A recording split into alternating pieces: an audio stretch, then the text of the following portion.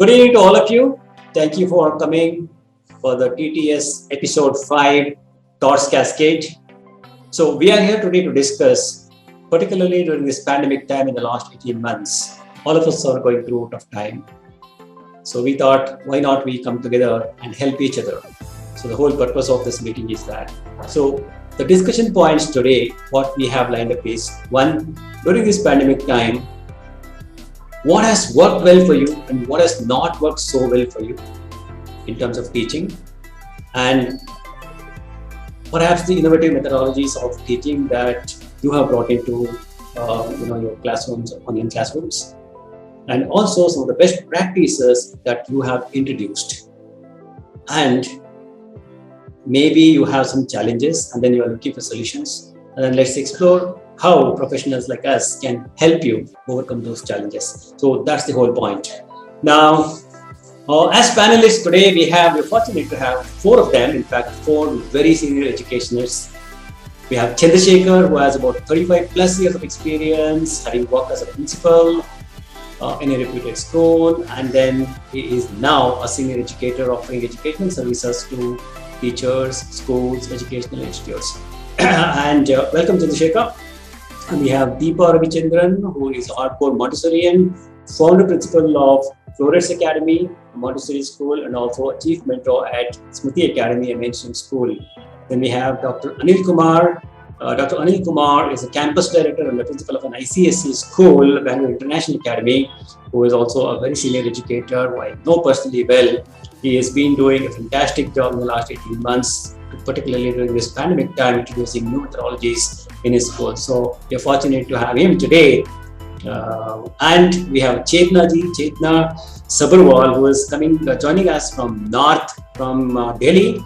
We would love to hear from what's happening, in the north side. And she is a very senior educator, having worked in many institutions now, also spearheading the skills reform, working with the institutions and working with educators. Thank you, Chetna ji. We would love to have your perspective as well. And of course, welcome to all the participants joining us from different parts of India and representing different schools. We would love to hear from you as well as to what are those steps that you have taken, particularly during this pandemic time. So let's begin the session. Over to you, Chandrasekhar. Thank you. Is to kind of find out the actual challenges what few of you have actually overcome.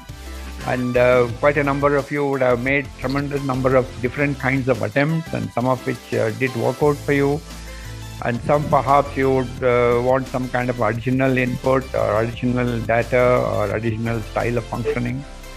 So the point is we will collect all these inputs, and then perhaps we can take it up at a larger value add for that during our next few discussions and come to some kind of a solution.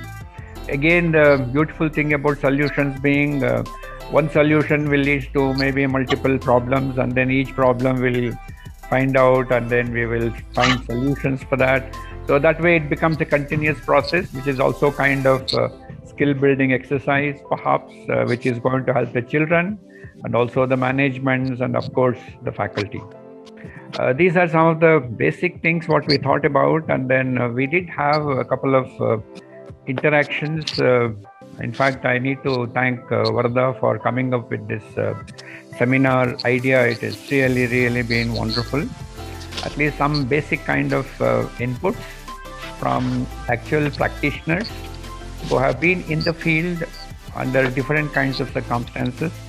And the challenge for us has been in the past 1.5 years, a lot of things have happened which I think none of us expected it to happen.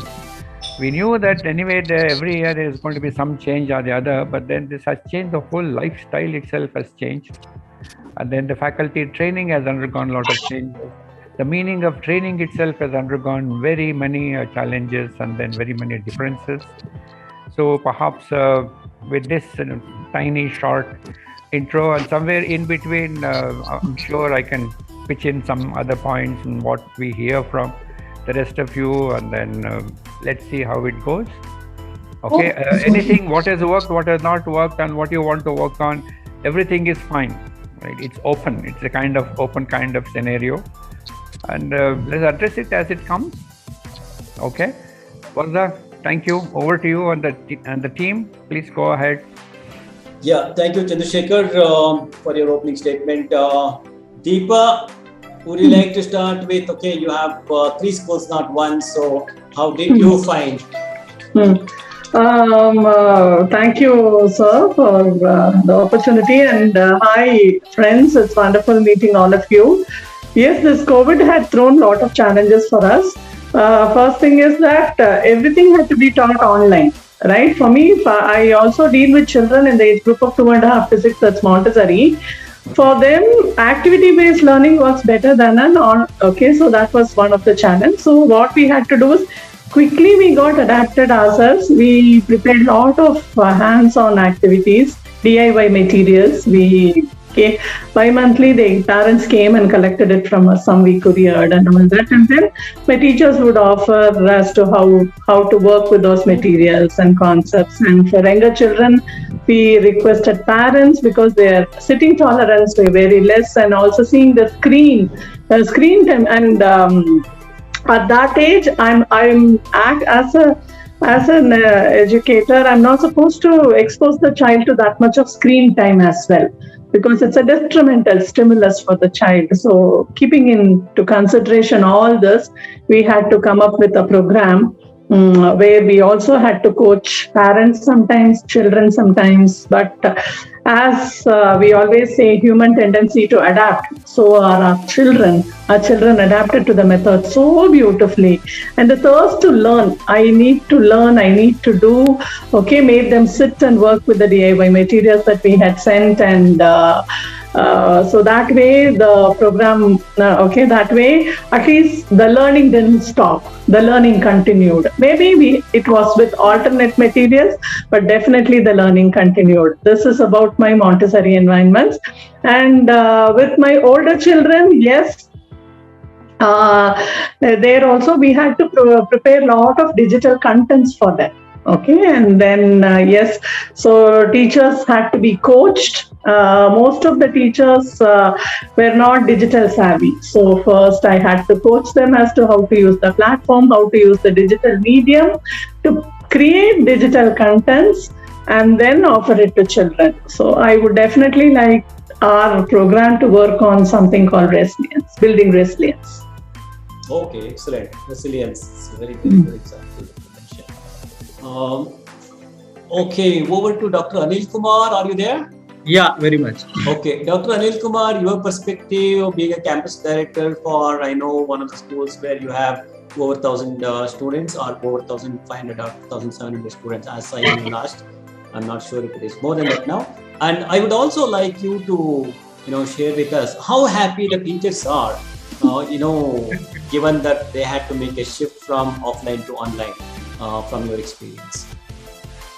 Yeah, if you want me to focus on this point on the teachers, or should I talk both? About you can talk both, because let me answer that question, then I will go to the rest of things. Sure. Anyway, hi to all, good evening. Good evening. I'm happy to meet most of you online, and maybe some of the faces are familiar to me, but I don't know whether I know you, but however, very happy to meet you on this platform. When you said rightly, the teachers are happy or not, it is like, I can say, it's like a heartbeat graph going up and down, happy, not happy. Why do I say is that, what happened, there are certain connections are there for that happy, not happy. First thing is that, when I asked them to, 2 years back from now, when we asked them to get on to online, they were totally stunned, confused. Yes. Purple. They don't know what to do exactly. What are you trying to ask us? There's such kind of questions on their face. And then we went some kind of training, that all those things, and then they got hang of it. And many people have got concern about, especially the instrument or gadgets, where to get and how to run the show. Parents are watching at us and people are watching at us. We don't know technology and all that. But today they're very happy to be at home and teach. Oh, really? Okay. True. Is it being at home or to teach? Both together or what? Both together. both together. Why I Oh, say that's that? great. They really got into the system where they can. They need not ask principal, today I want holiday. Today I want a break. I want this, that, and all.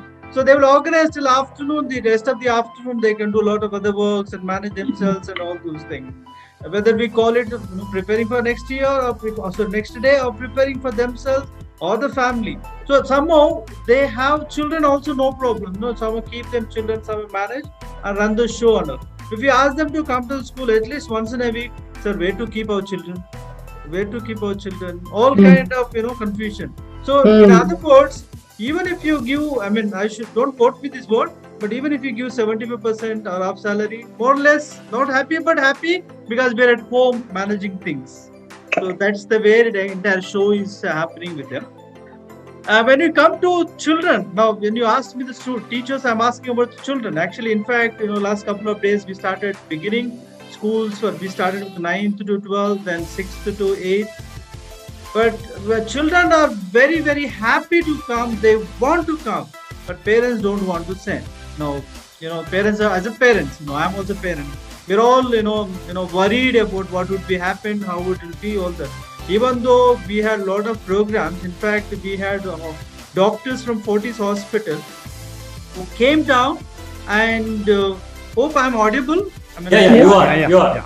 Yeah. We had actually, online session, the doctors, especially the pediatrician, how to make themselves, there are a lot of, doubts about a third wave about children. So we had actually 2 sessions for the parents along with the children. They clarified so many things. In spite of that, parents are a little frightened and worried how to send and all that. So we had 9th to 12th, we are really successful running the show, but 8th to 6th to 8th, we are not really successful. So we are running offline, online, so double method or hybrid method, all these methods are followed. But overall, if you see that, children are ready to come, happy to join back because they are really, really missing.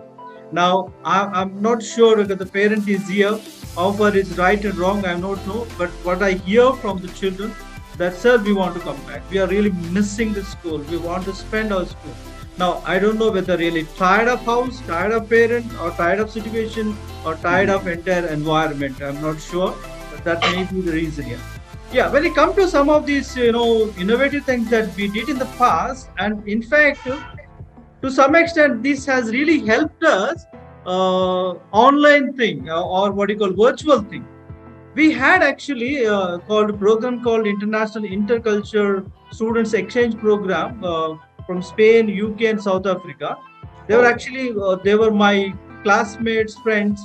They are priests. I'm a Catholic, so they were my classmate priests, and they were the parish priest. We call it parish priest, the church in charge. And through them, we could get last couple of years.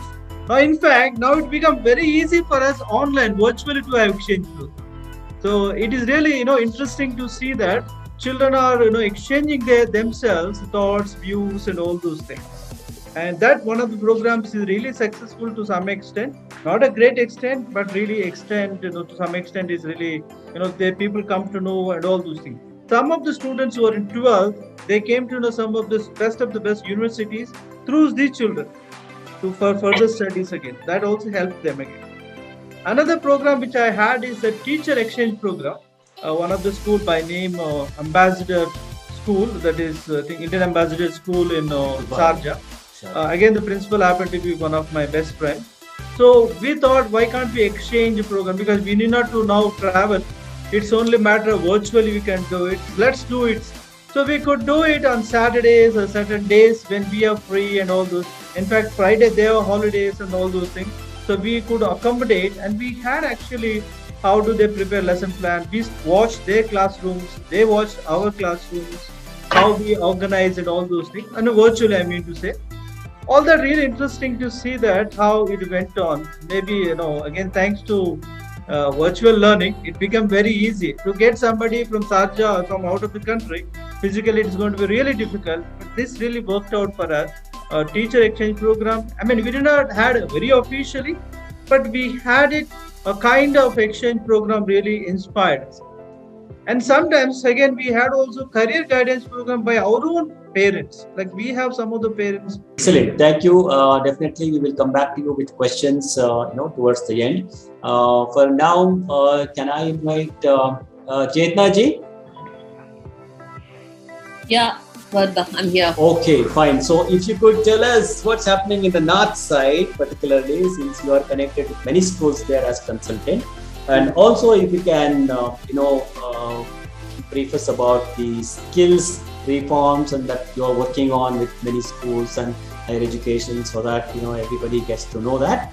And also one particular thing if you can touch is on the career guidance that Dr. Anil Kumar briefly mentioned, that some parents have helped there. But as I see that with the NEP being introduced, many I don't know if it is a must, but then many schools need to have career guidance. And of course, students are confused with the plethora of options today, unlike in our time where we had 3 to 4 or maximum 4 to 5 options that we choose. But then today they have so many options to choose, so they're confused. I think given that career guidance definitely would help them. So what do you think of that?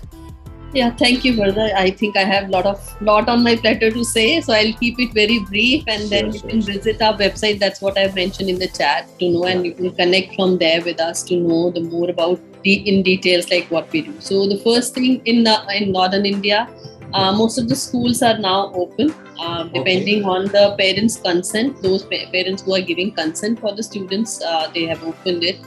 Delhi not yet open for the primary schools, definitely.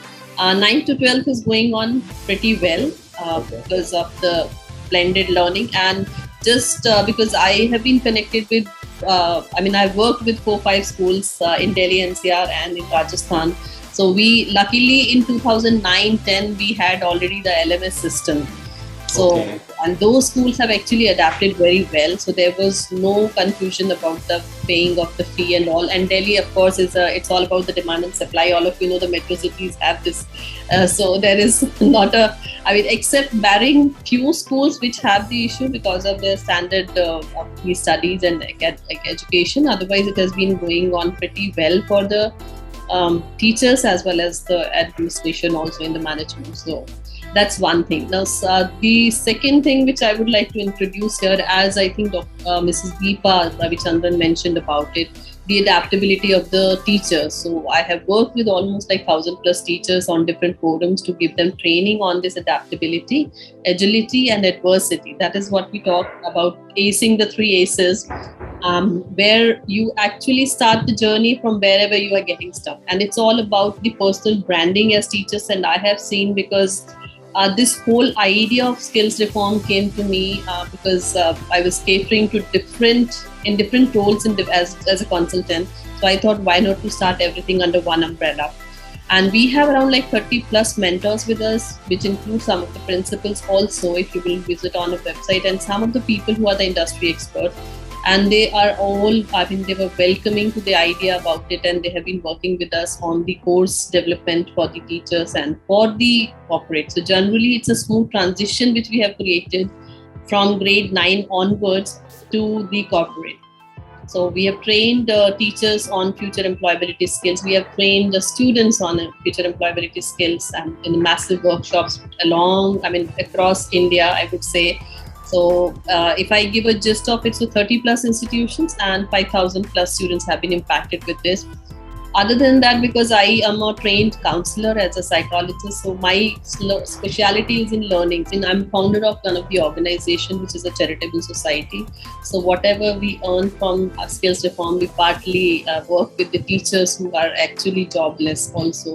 The idea was to train them. Then there's one organization who's working for the COVID women, widows. So we have trained them on their career for this thing, so that they can transition. So be it resume reviewing. So I have a team who works with me, and they have a different role to play there. So we have been able to place, I would say proudly, that around 30+ women who actually lost their husband or the parents, and they're working with the good organizations in that. Now, why career guidance? And why these 4 skills which I have, you will see on our website, it's growth mindset. It's about the transferable skills, transition skills, and personal branding. So I have trained certain teachers who were actually willing to, as Ms. Deepa said, that whether their willingness is there or not. So bringing them to that level of commitment to their job, like why they should do it, because the belongingness to the organization is what I feel we need to create inculcate in the teachers as well as students. And we introduced one of the parent partnership program, as Dr. Anil said that. So where you actually build up the partnership with the parents rather than having a parent-teacher association. We suggested to the management that, okay, you should have a parent partnership program where they are coming up with the ideas. And now I see that especially in play schools and primary schools, it's the parents who are actually working hard for the projects or the poem or the story competition, and they're into competition in themselves only, that okay, my child has to do this much, and they have learned beyond. I will say that even a grade 1 student is learning higher. It's not as per the minimum learning level of it. So that is what, so they have understood that what goes into teaching, how much efforts it has taken. So this is where you can actually leverage the power of parents, give them, that depends from each management to management, where we can have this kind of a conversation. So we invited few parents and then we spoke to them that, okay, what would be the best way to work out? And some of the parents, as you said, Dr. Anil and Ms. Deepa, that they have actually sponsored this program, that, okay, that they will pay the fee for other child also. Also, they're contributing into the classes as well. So if you will see that once a week, it's a kind of fun class which we suggested to the schools, so they can have a fun class with the parent, and parent also felt like valued. Okay, yes, this goes into, and how difficult it is to manage like 30 students on screen and somebody is doing something. So this is to make them understand that teaching is just not about delivering. Teaching is something about, so that's what we bring value addition to the schools. And career guidance, yes, of course, it's very, very important, because even after, I have had the case of a few PhD students who were actually preparing for their UPSC exams, and they do not have any inkling about the future employability skills which are required. So you might be good in your education, you might be good in your diary, I would say the score, but then when it comes to communication, when it comes to resume writing, so this is what we train the students from grade 9 onwards. And if any one of you is looking for that kind of a services from our side, we would be happy to connect for that. But here I'm just not pitching skills reform. I'm here as a consultant, as an educational psychologist, basically, that wherever you find gaps in learning, please feel free to speak to me, and I'll speak further. I hope, Varda, I've covered most of the points. Kind of a data, and that of course we can work on that, and then learn from that, and then grow on that. This is what I feel that it would be of kind of, focusing on what is it that we can do. I would like to hear from others. So it's been wonderful to understand that. Can you hear me? Oh, okay. Yeah. It's been wonderful to understand that each one has done different things to offer their best. Okay. And Dr. Anil, I was really impressed that you made them travel across. Those are wonderful ideas. Actually, it's really triggering me a lot of things within me. Yes, the possibility. What I understood is, online, initially online was a difficulty and we felt it was a hurdle for learning, but here now everybody from students to teachers to parents have understood that there is a possibility of lot more things that we can do. Yes, definitely we've all been able to connect across the world, okay, across time zones so beautifully, and yes, definitely I feel we have to harness something that COVID has given to us even when we are starting offline. Dr. Rani, you have any questions to any of the panelists there? No question, but I just was remembering when Chetna ma'am was telling. Because most of children don't know what to do, where their interests are, and what is it that is available, right? That is available in the market. So I feel I'm really happy that things are going in the right way. Okay, though we say COVID, but it has really opened up a lot of avenues for parents, children, and educators.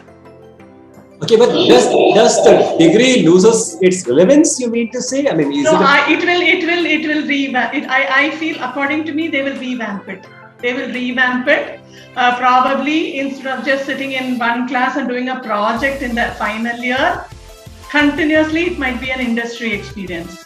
They might provide some kind of basic industry experience. That's really great. Because once the first child gets into the industry experience hands-on, work will increase. So there will be a lot of tie-up between the industry and the universities, I feel.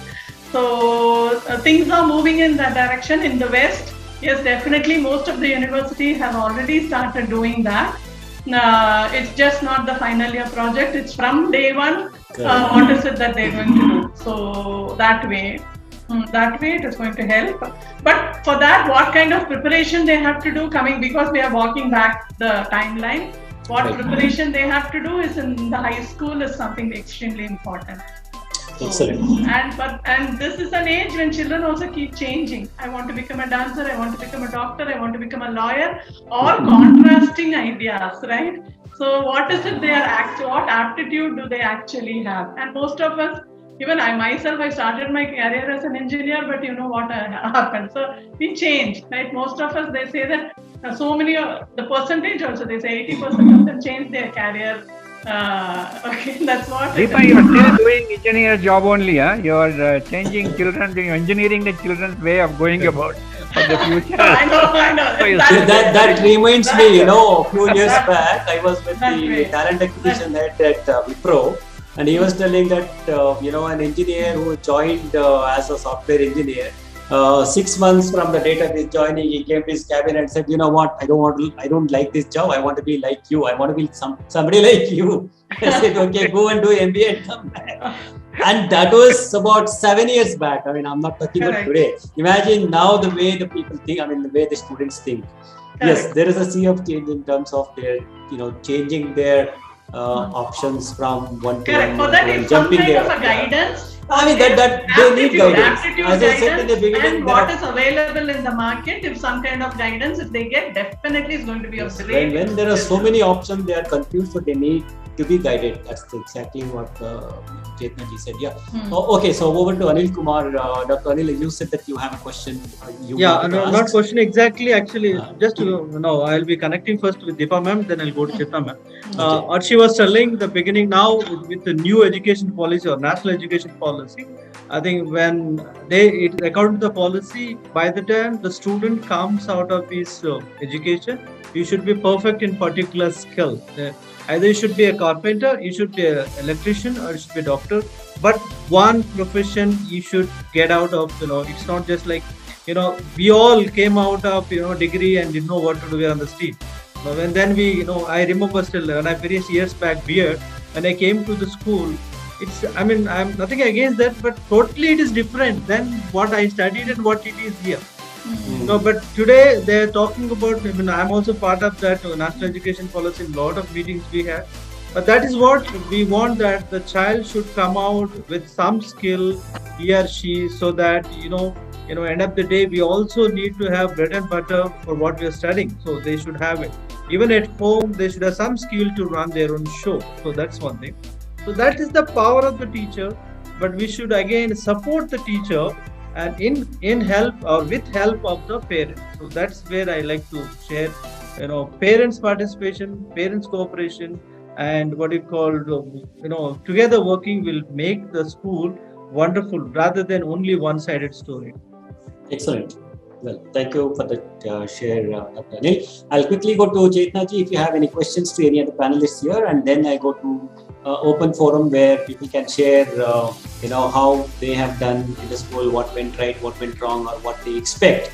And they are, of course, free to ask questions to any of you. All right? Chetna ji, over to you. So I would suggest one thing to every one of you, that it's the time of collaboration. That's what I see.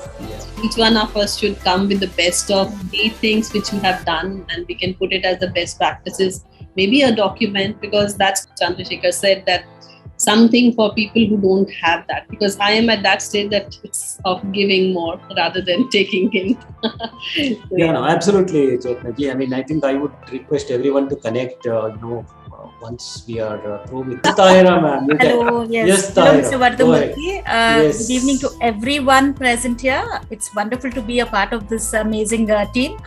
And thank you, Mr. Vardhamurthy, for inviting us to just express our views. I think I completely believe with Ms. Deepa when she said that COVID has taught us a lot of things. So I think adversity contains within it the seeds of opportunity and growth. I think this has been quite very relevant to every teacher, educator in this situation. So I think all schools, as they have picked up the online threads. We at Cambridge also have very successfully taken up online teaching, and as Deepa ma'am already said, so we had been through quite a lot of content creation and trainings for teachers.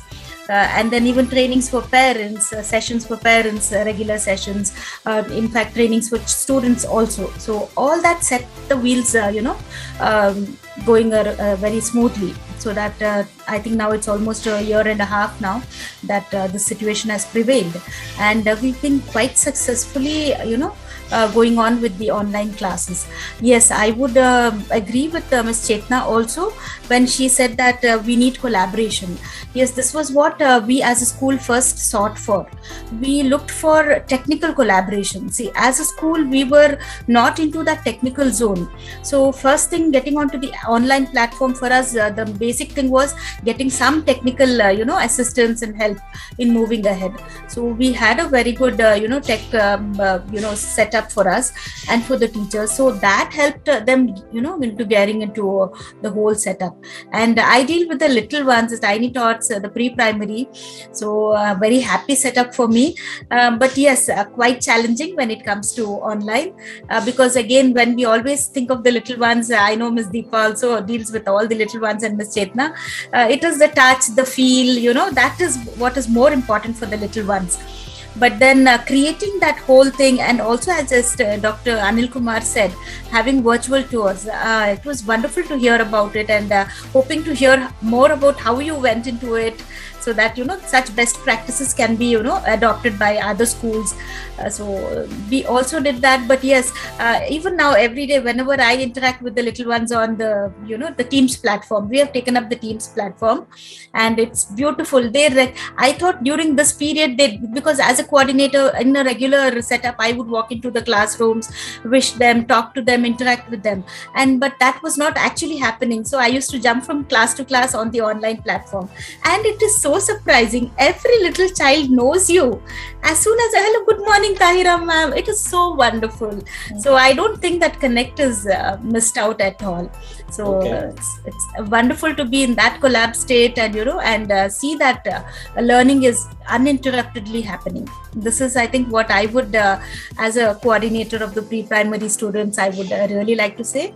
Also, when we plan out our work, also a lot of small things that we really take care of, as others also mentioned, screen time, ensuring that they don't have too much of screen time, and limiting, the activities even on screen also, and giving them hands-on activities.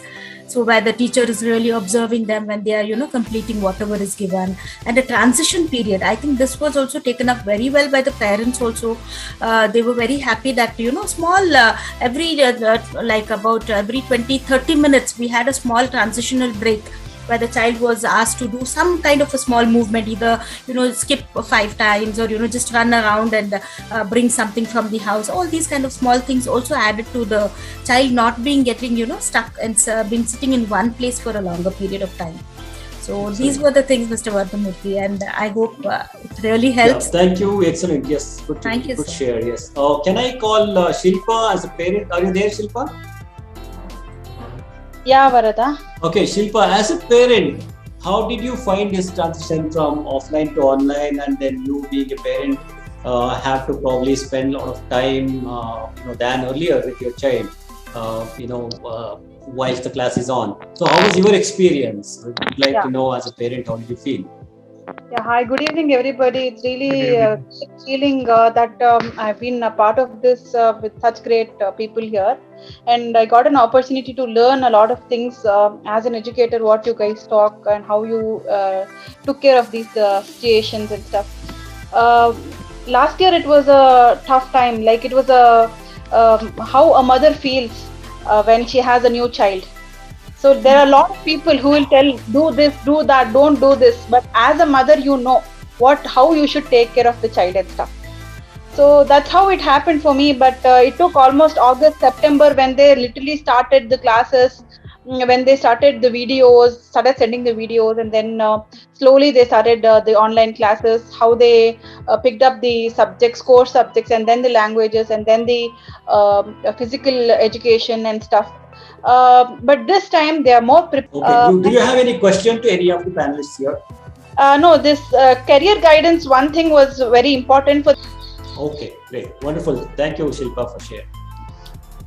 Okay, Chandrasekhar, over to you if you can summarize and then cross questions and then possibly spend some time on collaboration also, because everyone feels that collaboration is the need of the hour. So why don't you all discuss that too? Fine. So how you all can collaborate for the benefit. Self-exploration journey. So when they know about the skills that I'm not able to learn a particular subject, and that's where then they learn. Then they are ready to listen to you. Listen to that mentor. And then about the alternate skills. kind of sources to kind of pick up things. Yeah.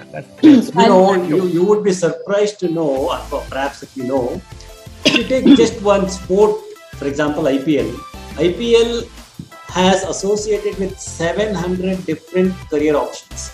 700 just in IPL. Imagine the power of that IPL. Yeah, so that's, I think, leave players, 700 different options for somebody who wants to pursue career in sports management. Yeah, so I think Shilpa, I have answered your question also, that if the career guidance is just not, that's where they need to explore. Also, I think the willingness to learn, Ms. Deepa, the willingness to learn. Those are qualities. Those are qualities, right? So she's asking perhaps the skills. Particularly post-pandemic, with the digital transformation and all those happening, what is that any other additional skill that so if you are hiring, for example, say you are a principal and you are hiring teachers, what's apart from the qualification, what are other skills that you are looking at from a teacher? Definitely. Now looking at the scenario, yes, online teaching skills. Okay. Sorry, the computer application, the tech savvy skills are required. Anything else? Anybody else comment? No, but depends upon what stage. And I feel it patience. Lot of patience is needed, which really we have to hold on. Sometimes I feel I have a lot of patience with my teacher, my students, not at home. That's where I feel. Somewhere we have to throw, right? Somewhere we have to throw. So we choose. Some chooses at school, some chooses at home. Yeah, that's where the best is close the door and just throw it. Assuming that your wife is in front of you. Come back so that wife will be still smiling and giving you tea. I'm lucky because she's also been principal, so yeah, she understands. Throw at each other. Good for you. Good for I you. am lucky. So maths is my first love, I would say that. And yes, psychology happened to me because I could connect with the student. So my journey is always about the exploration with the students. And when you say that why they are confused, so we have to give them the exploration so they can choose. Prioritize one over the other, that whether right now I want to be an engineer or a musician. So the midway path for the parents would be the sound engineer, because so that you can work on your music, on your hobbies also, and that's where I work. This is what our forte would be. So yeah, please go ahead and use, and that's the reason when Vardha invited me for this. So I thought it would be a good chance to speak to the veterans and then bring out something like a collaboration which people can bring out for the. What I will do is I will, later today, I will add all of you in that group called Thoughts Cascade. I will just keep that for a couple of days. Yeah. Excellent. Okay. Any questions from anybody? Anything? Any other final thoughts from anyone before we close? I have one question. So, as I think we're all educators, what do we foresee in the future? The future of schools. We had a separate seminar of future of schools from Deepa's husband Ravichandran, addressed that, the future of schools, future of education. Okay. That was very interesting. I've actually posted that on YouTube. There's a link that I can share. I had shared with everyone, but I can share with you again. We can go through. Well, that's there. But now anybody can answer. But of course, a different perspective is always welcome. Anyone? What we thought of some system of schools is undergoing a lot of changes. I think it will be more of customization rather than specifics. But then it's going to be fun-filled, I think. But I don't know about the social skills, and then the moral values itself would have undergone some changes. It is something which I can't even imagine. So all these are all part of change. Okay, let us wait and see. Let's be a little optimistic. At least I'm supposedly a hopeless optimist. That's where kind of seen it. Something definitely will happen. Yeah, life is meant for living, so we will all live. The students' mindset has changed for sure. So it's not going to be the same classroom in the future, even when you start opening the schools. So as a teacher, I'm sure you must wear many hats to engage them in a classroom and help them make that subject interesting. Otherwise, they are not going to listen to you. They're already asking, why should I have a degree? That's why I asked Deepa, has the degree lost its relevance? Because I have seen that corporates are hiring people today once they complete the course and say they don't even ask the certificate. And I know that a lot of students have many subjects pending in different semesters, but they're already employed. So in our time, you show first the degree certificate. Without that, there is no second level of interview. So now they're already working. The only thing is that when they ask for promotion, they say, okay, do masters and come, do MBA and come. That's when they start, oh my God, if I want to do MBA, I need to complete the degree. There could be some institutions offering MBA without that, based on your experience. So don't worry, don't show certificate. That's why I asked whether the degree certificate has lost relevance. Students are asking, this question is actually personal. It's actually surprised me that way the students asking questions, why should I have a degree? I want to have skills. Some of them are just showing fake confidence, saying, oh, I have that skill, why should I have a degree? Like that they ask, why should I study history? You don't study history just to score marks, but there are other reasons also, right? So I think it's going to be a challenge for teachers to handle that unless you are skilled. That's one of the reasons I think Deepa asked what skills teachers must have, equip themselves to be in the classroom as an effective teacher. That's very, very important. Having each of you, thank you very much for your valuable time and of course the share here. I'm sure that we will look forward to have more of these. And please feel free to share any big ideas that you have so that we all can work together and make it happen. Right? Thank you. So, as I said, I will definitely add you all into that group so you can interact for a couple of days and exchange numbers and then explore whatever possibilities. Right? Wonderful. Thank you so much. Thank you all. Everyone for Yes. wonderful participation. Yeah. Thank you so much. Thank you. Thank you all of you. Thank you, Dr. Lovely to meet you. Thank you.